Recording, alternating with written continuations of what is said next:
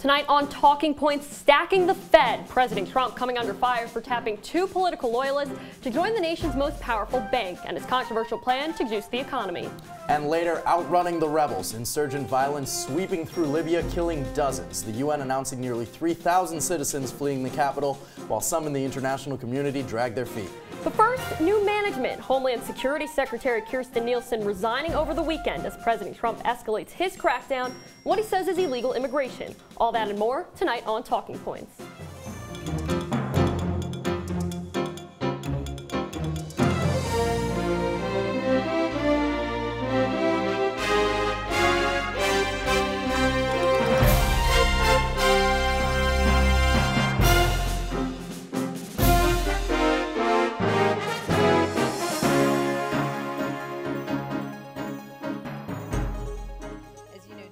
Has a vast array of missions. I want to make sure that we continue to execute them all with excellence through the transition. I share the President's goal of securing the border. I will continue to support all efforts to address the humanitarian and security crisis on the border. And that was former Secretary of Homeland Security Kirstjen Nielsen speaking to the press just hours ago. President Trump is shaking up the leadership at Homeland Security. Nielsen abruptly resigned yesterday, and Trump fired the head of the Secret Service. Good evening, I'm Shama. And I'm Gilat Melamed. Welcome to Talking Points. This all comes as the president makes a major push to crack down on the southern border. Trump is ramping up the number of immigration officers, and he's now warning of potential traffic and commercial delays as a result. Trump blamed Mexico for the, quote, ridiculous and massive migration. The president has continually threatened to close the border completely, but he hasn't chosen to go that far yet. While visiting the southern border last Friday, Trump said the U.S. cannot accept any more immigrants. Our country is full. Our area is full. The sector is full. Can't take you anymore. I'm sorry. And here to break down the resignation of Homeland Security Secretary Kirstjen Nielsen and the ongoing border situation is Talking Points analyst Anthony Dabbundo. So, Anthony, why did she choose to leave? Yeah, it came out today that essentially 2 weeks ago, there was a conversation between Trump and a few other officials and Nielsen. He wanted to completely shut down the border. He said it was kind of a drastic move, and Nielsen wasn't happy about it. A lot of the other top officials in the Trump White House were not happy about it either, and they kind of pushed back, and after about 24 hours, he ramped back and said, we're not going to do this. Now, this hadn't come out until today, which we learned after she resigned over the weekend, but I think it's kind of been continuing the trend of the past, where a top official has one opinion. If Trump doesn't share that opinion, they have the break off, and I think this is no different than that with Nielsen choosing to depart.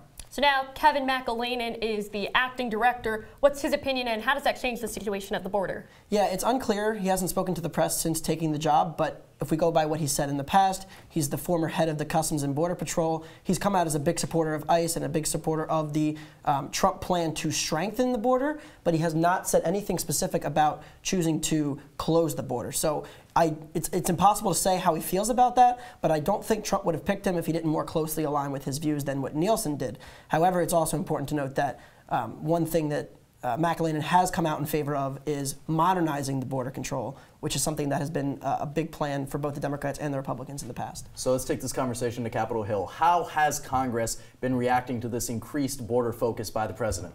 Right. Now Governor Greg Abbott of Texas, he has come out in full throttle support of the president and anything that the president wants to do. But the Congress people on the border, most notably Will Hurd, who represents the longest stretch of the border, he has said that all of these ideas of closing down the border are irrational. They don't actually solve any problems. He wants to move in the more modernizing direction. And then multiple other Democrats on the Hill have come out in condemnation of Trump's plan and aggressiveness and bluster. A few Republicans didn't seem too unhappy about Nielsen's firing. One even said, quote, "I'm glad she's gone," which is definitely, how they feel and definitely more in line with how Trump feels about the whole situation. Now, there have been talks, but will the president go as far as to close the border now that there's been this change in leadership? Right. Now, Republicans want this to be kind of the focal issue. They think they can win on the issue of illegal immigration. When the conversation switches to health care, not so much. So, the president wants immigration to be in the news as much as possible. But right now, going as far as shutting down the border and inconveniencing all of the people that he would have to do that to on the border with all of the traffic concerns and all the security concerns we've talked about, it's not a plausible plan. And I think the reality is most of his top advisors know that, and they're going to prevent him from doing anything that drastic. But I think that he's going to continue this immigration bluster to try to rattle up support. All right. Thank you, Anthony. Just a talking point for now. American and Chinese diplomats continued trade talks last week in an effort to ameliorate what many are calling an ongoing trade conflict between the world's two biggest economies. Press Secretary Sarah Sanders says the talks are making progress at the end of last week. Talking Points analyst Jack Watson is here to break down the issues covered in the talks. Well, Gilat, in the past, President Trump has not shied away from his criticism of China for what he perceives as unfair trade practices, and as those talks between the U.S. and China continue, there are a few issues on the table that you should be paying attention to as we await a potential deal. Now, the first issue is going to be tariffs. In the early days of the Trump administration, the president placed harsh sanctions on Chinese products, which drastically hurts China, and many Trump supporters would say brought them to the negotiating table. Another thing the U.S. and China are talking about is intellectual property theft. Chinese companies allegedly have stolen trade secrets, the most profile of which is Huawei. They are under investigation by American authorities for alleged intellectual property theft. The American accusations are certainly stoking tensions between the two nations as they negotiate. Now, another thing to look out for here is a potential summit between U.S. President Donald Trump and Chinese President Xi Jinping. Some analysts are saying that the two parties are on the goal line for a deal here, and negotiations in Washington this past week and the past few weeks could go a long way to making that a reality. So what's the president been saying about these negotiations? Well, the president is optimistic, at least if his comments from last week are to be believed. Here's what he had to say. The China meeting was a big success.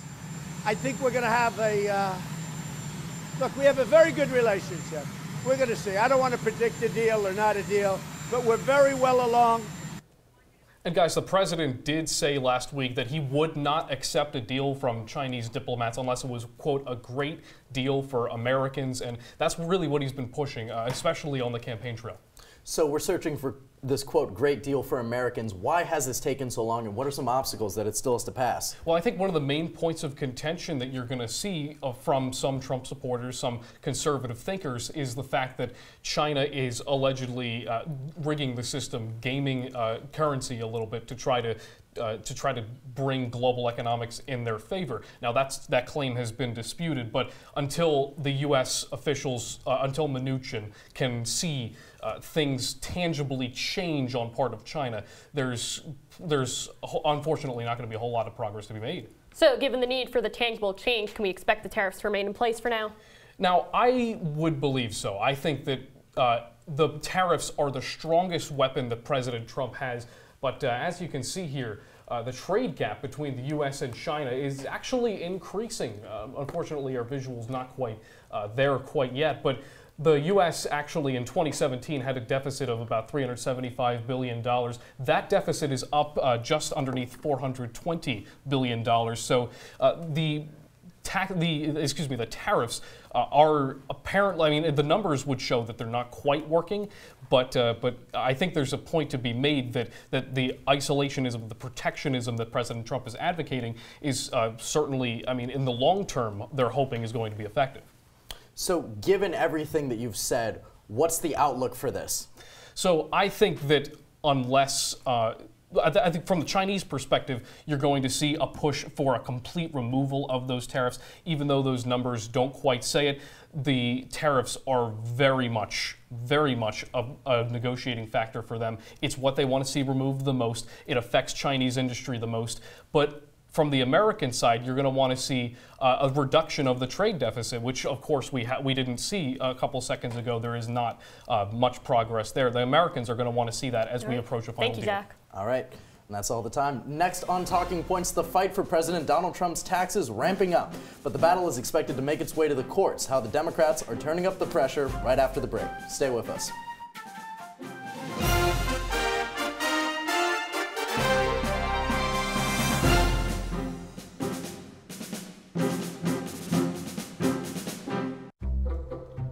They call me Maxie, but I prefer tripod.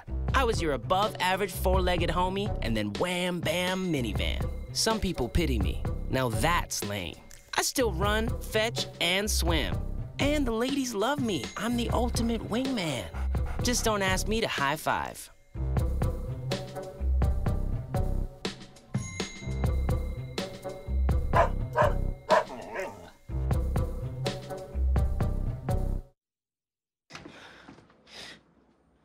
Your daughter just had her first breakup. Do you A, put yourself in her shoes, B, console her, don't worry, sweetie. This is gonna happen a lot. or C, find her a new boyfriend? Nice single boys. That was weird. As a parent, there are no perfect answers. But you don't have to be perfect to be a perfect parent. Thousands of teens in foster care will love you just the same.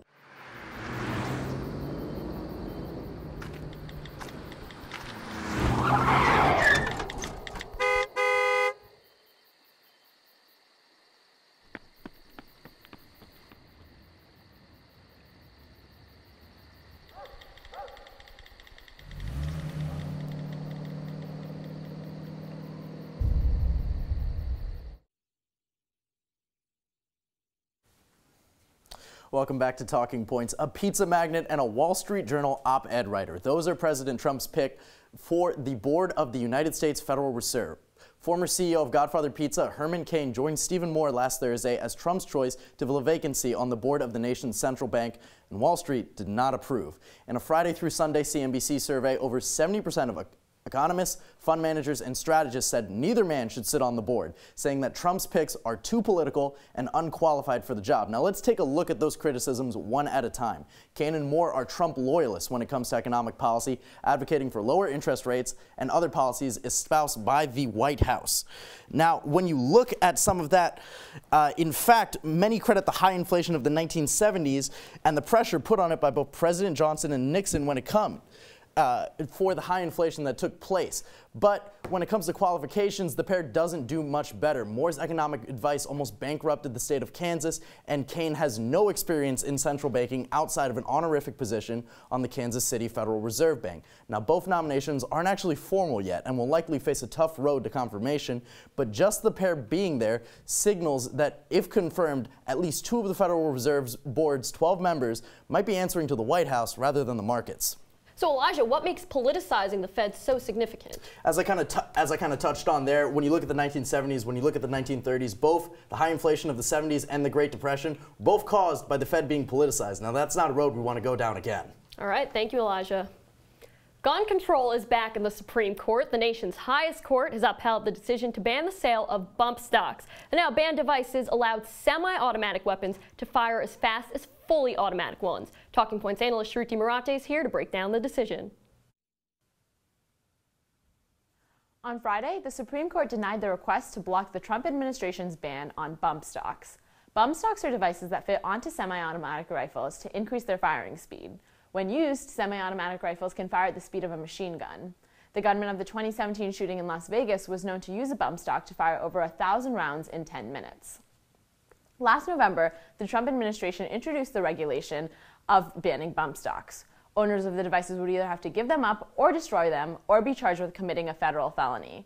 Gun rights activists have been challenging the law, claiming machine gun prohibitions cannot also cover bump stocks. Friday's denial marks the third time the court has been called in to judge on the issue.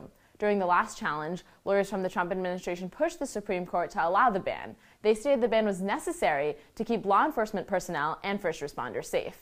Justice Clarence Thomas and Justice Neil Gorsuch are the two supporters of the challenge. Justice Thomas has a record of writing on the diminished rights of gun owners. The challenge's lawyer claimed that the court ruling was disappointing but not entirely unexpected. He stated he intends to continue pursuing the case. But for now, the criminalization of bump stocks stands upheld by the highest court. Gilat and Elijah, back to you. Thanks, Shruti. After months of requests from fellow House Democrats, the House Ways and Means Committee requested President Trump's tax returns from the IRS. The president, his acting chief of staff, and personal lawyer are adamant about the returns not being released. So what happens next? Talking Points co-host Gilat Melamed has the details. It's a battle from the 2016 campaign trail that didn't end after the election. Massachusetts Democrat Richard Neal, the chair of the House Ways and Means Committee, is asking for the last 6 years of President Trump's personal tax returns. He's also asking for returns from 8 of the president's businesses. Trump is sticking with his argument from the campaign trail, saying his returns are still being audited by the IRS, so he will not hand them over. It's important to note, though, that an IRS audit does not mean a person can't release their taxes. Neal is acting in his legal right as the chair of the committee. He's allowed to request the returns of any citizen, but Acting Chief of Staff Mick Mulvaney says this is not oversight, but a political partisan move. keep in mind that that's an issue that was already litigated during the election. Voters knew the president could have given his tax returns. They knew that he didn't, and they elected him anyway, which, of course, is what drives the Democrats crazy.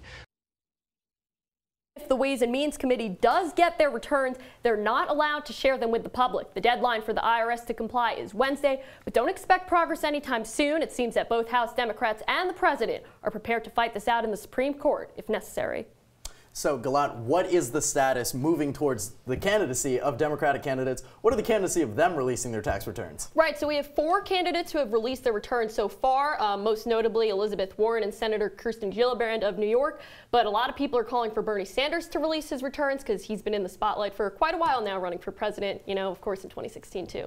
It's going to be interesting to see where those candidates stand. Gilat, always a pleasure. Thanks. And all eyes on the EU as Theresa May races towards her April 12th Brexit deadline. European leaders are meeting this weekend to decide on an uncertain political future for the United Kingdom. Back after the break.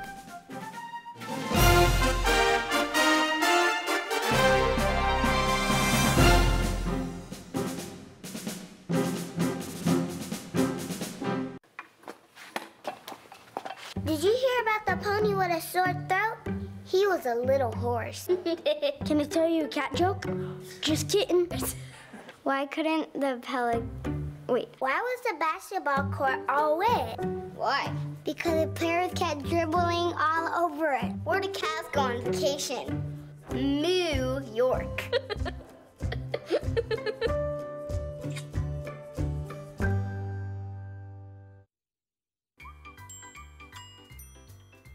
Fancy pants peanut butter? A big screen television? You haven't even bought a sofa yet. A motorcycle? When your father finds out, he's gonna flip his shoes with 2 buckles? What do you even need 2 buckles for? Mr. Big Shot, buying whiskey shots for everybody in the bar. From the looks of it, I'd say nobody even remembers. Feed the pig. I see you mobbing over her. Let's go. Let's mob. Let's crawl. Let's crawl. Let's crawl. Hey, yo, we mobbing. Come on, girl. Let's crawl. Hey, yo, let's crawl. Hey, yo, let's crawl. Let's crawl. Hey, yo, let's crawl. The United Kingdom has not reached a deal to leave the European Union, and the April 12th deadline is just a few days away. Failure to reach an agreement would end more than 4 decades of European Union membership. While the decision to leave invokes enthusiasm in some, others have begun stockpiling food and medicines, leaving Prime Minister Theresa May to urge civilians to keep calm and carry on. I think people voted to leave the EU. We have a duty as a parliament to deliver that.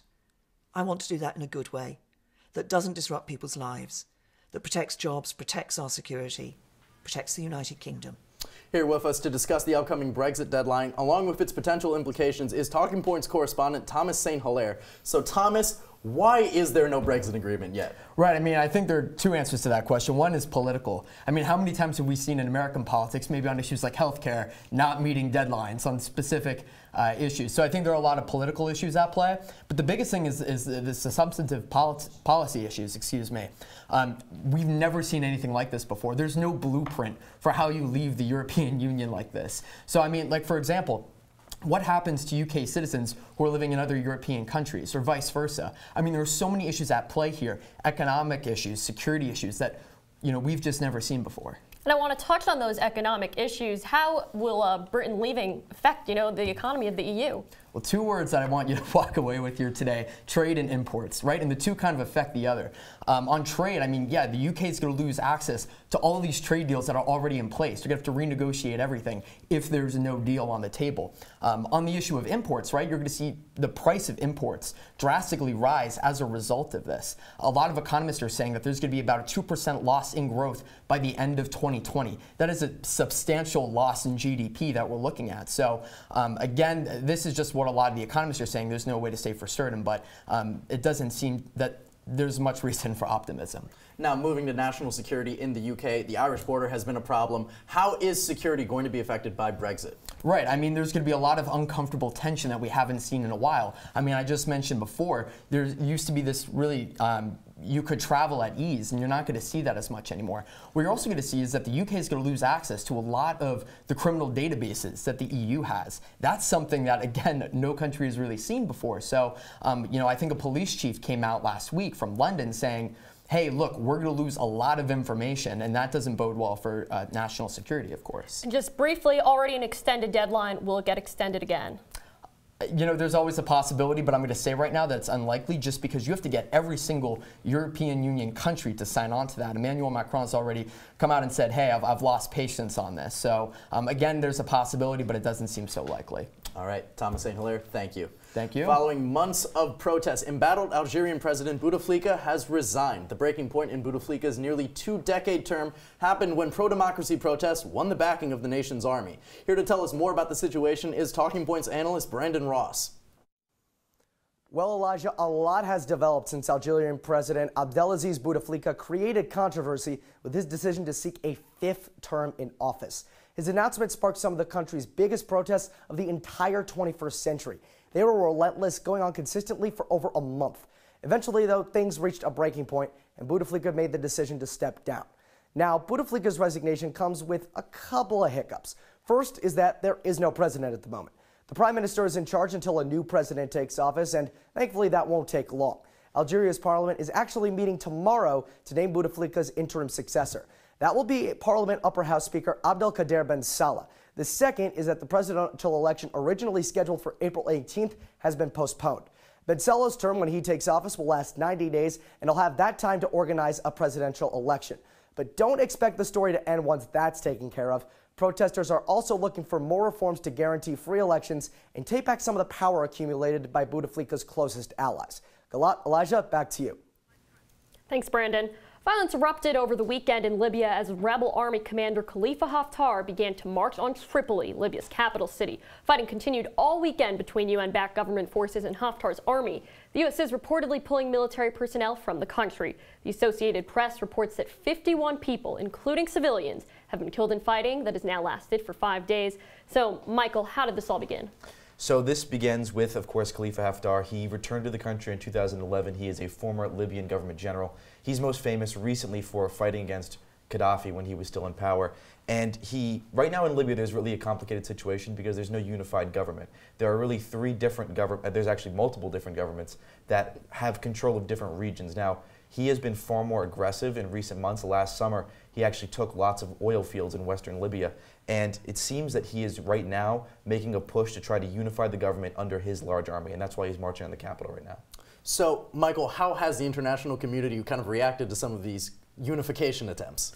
None of the big international organizations you talk about support this general. However, they don't condemn him quite enough in the sense that they're not going to be coming into the country. So they're not taking physical action against Haftar, but they all condemn him. And the thing is if he has a big enough army, which it seems that he does, it may not matter what the international community says as long as they don't intervene in Libya. Going forward, what can we expect, not just in the coming days, but also long term? Right now, it seems like there's not going to be a cease to the fighting in the next few days. It's reported that about 3,500 people are being forced to flee their homes right now, and that could be a refugee crisis that's developing in the next few weeks and months. All the airports in Tripoli are shut down except for one right now.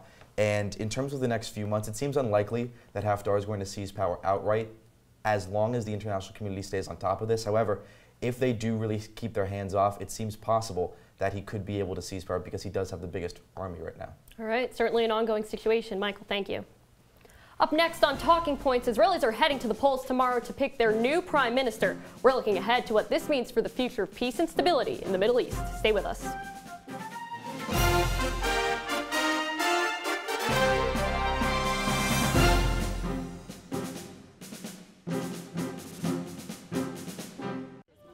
Leaving hot coals improperly extinguished can cause a wildfire. Hey guys, it's Smokey! It looks as if Smokey is going to use the drown, stir, drown and feel technique. After the first drown, a good start.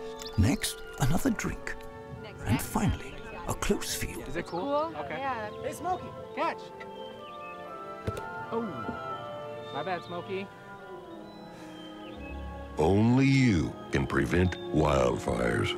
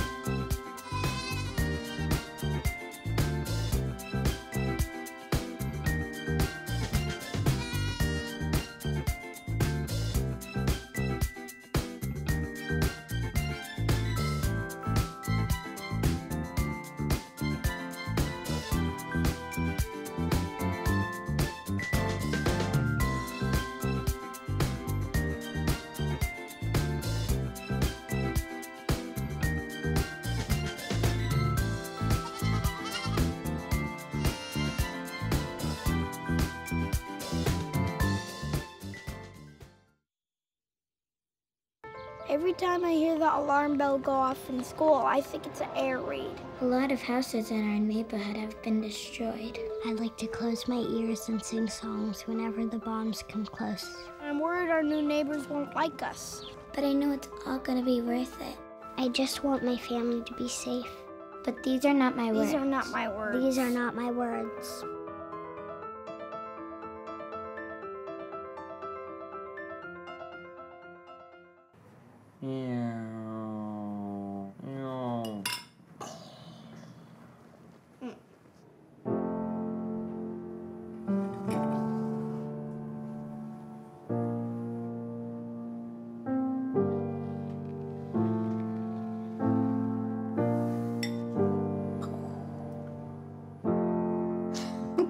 Visit aarp.org/caregiving for information on how to provide even better care for the person who wants to care of you. Welcome back to Talking Points. In less than 24 hours, Israelis will head to the polls, and they'll be choosing between Prime Minister Benjamin Netanyahu or former IDF General Benny Gantz. Yeah, we're going to bring in Talking Points analyst Sabrina Majori. Sabrina, we just got back from Israel, actually, and something a lot of people were saying there, security is the #1 issue in Israeli elections. Yeah, you know, here in the States, they say it's the economy, stupid, but no, over in Israel, security is the issue that everyone cares about. And so, especially with regards to this election, when you're seeing Netanyahu, who touts himself as Mr. Security, you have a really interesting dynamic unfolding, especially because Benny Gantz, his primary opponent, has a strong security record of himself. He was a former IDF chief of staff, and he's also in a coalition government with 2 other IDF generals. Now, security has been the main focus of this election, but it hasn't been without another S, scandal. Can you talk a little bit about some of the scandals that Benjamin Netanyahu's had to fight through? Yeah, so he's facing indictments, possible indictments on charges of corruption, breach of trust, etc. 2 of them involve political favors in order to gain positive media coverage, and another one is political favors in order to gain some favorable presence from this Hollywood media mogul. So these indictments are really clouding a lot of his upcoming election. Right, but so he has these indictments, but that hasn't stopped President Trump from wavering on his support of Netanyahu. We saw, he was visiting President Trump a little while before AIPAC. What can you say about their relationship? President Trump has this really close relationship with Netanyahu. We saw that, he's really supported a lot of Netanyahu's security claims, especially recently, supporting Israel's claim over the Golan Heights, among the many other things that he's done to really strengthen that relationship. All right. So very quickly, could I just get Who's winning? Who's winning? So it's a really, really close race. And that's something that surprised Benjamin Netanyahu. He came into it thinking he was going to win. All right, we'll see you tomorrow. Thank you, Sabrina. That's all the time we have for Talking Points. I'm Gilat Melamed. And I'm Elijah Shama. Make sure to watch us on really everywhere. But tune in next week for another